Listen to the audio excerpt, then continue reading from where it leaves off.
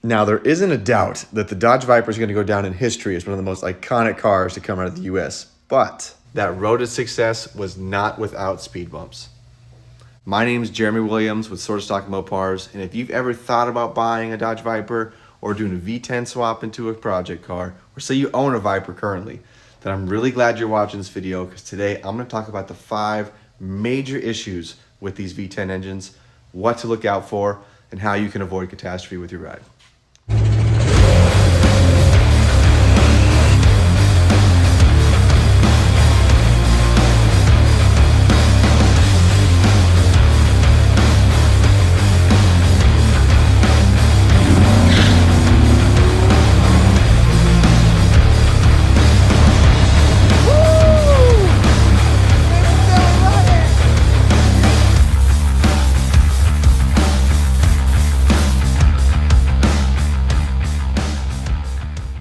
For those of you that are not already subscribed to my channel, I am taking this Viper V10 and swapping it into this 1969 Plymouth Barracuda.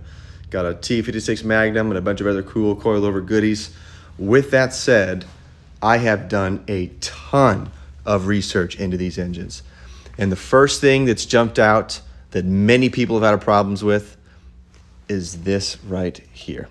This is the power steering pump pulley.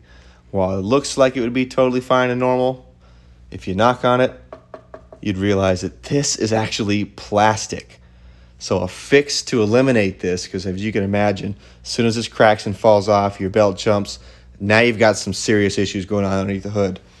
All you got to do is take this unit off, which is actually a lot easier said than done. Most people cut it off with a Dremel tool because it's so hard to pull off, and find yourself a billet aluminum one. This is going to cost you around 65, 70 bucks, but swap this on and you're never going to have a problem again. Now, the second thing I'm going to talk about in this video that has caused people their entire rides. Cars have burned down because of this. Again, it's tied to the power steering pump, but this time the culprit is not going to be the pulley, although we already know that's a problem. It's actually the plastic cap. Now, many different cars have plastic reservoir caps. The problem with this is it doesn't have a snug fit. It's really loosely on here. And so what'll happen is it'll vibrate, come loose, eventually it'll pop out and start splashing a bunch of power steering fluid directly on your exhaust manifold, header, whatever you want to call it. Obviously that causes fires, and that's taken down cars in the past.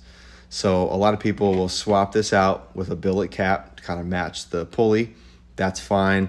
If you don't want to spend the money, you could do something like wrap this in some Teflon tape, of course making sure not to get any inside, or any kind of paste to make this fit just a little more snug. I know some people will even take a wrench to this to get it extremely tight, but it is plastic, so just be mindful. You don't want this to come off. Now, the third thing I'm going to talk about today is really only relevant if you own a 92 or a 93, or the engine you're dealing with is a 92 or 93. But the first 2 years of production, they actually issued a factory warranty recall for this, and it involves the piston rings. So if you got a 92 or 93, you're going to want to check the maintenance record to see if it's been back to the dealership and had the piston rings swapped out. They had a problem with a lot of them failing. It was a material composition that would break. Obviously, that's a no-brainer. You're going to lose your engine. So take a look at that. If you have that and hasn't had the recall and still under 100,000 miles, maybe you can talk to Dodge. I don't know. It's kind of a long time ago. But it is something to look out for. All right, now number 4 is widely known throughout the Viper community, and it pertains to all Gen 1 engines. This is a 96 RT10 engine. It's actually got 0 miles on it, thankfully. But regardless, it's a Gen 1 block and head, so it's going to have this problem. And I've already got the replacement parts to swap them out. What I'm talking about here for number 4 are the head gaskets. Regardless of how many miles, if you have a Gen 1 and it still has the factory head gaskets, you need to swap them out. Because even with 10, 14,000 miles, it can cause a lot of serious damage to your block and head. The reason why it's so bad is Dodge actually used a composite gasket. This is not an MLS. And so these are notorious for blowing, causing a bunch of leaks on the coolant side. Of course, that eats up the aluminum block, and then you got some problems. You can see the gasket here. This is the composite. I've got the replacements. I'm gonna take it out, no problem. I've got a cam I'm gonna swap in the meantime.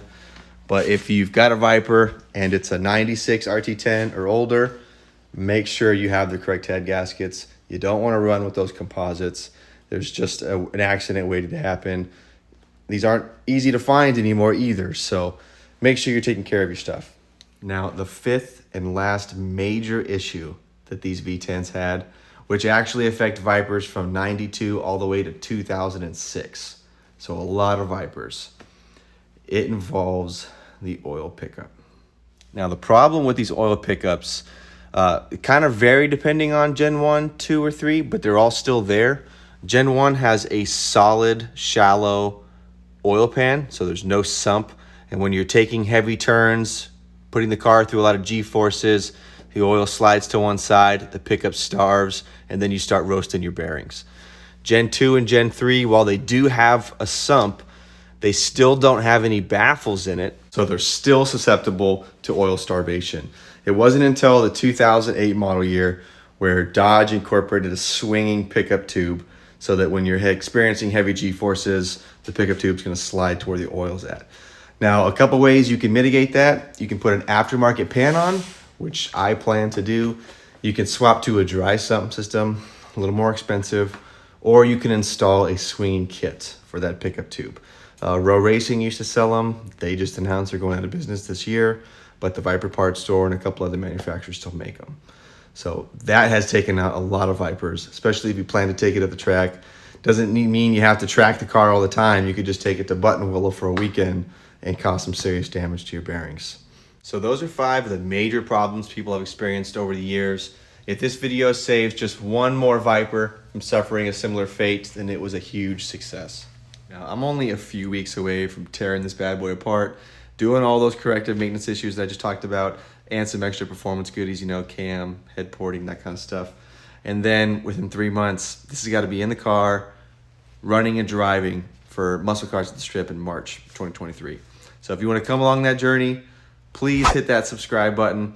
I definitely appreciate the support. It means a lot to me. And until next time.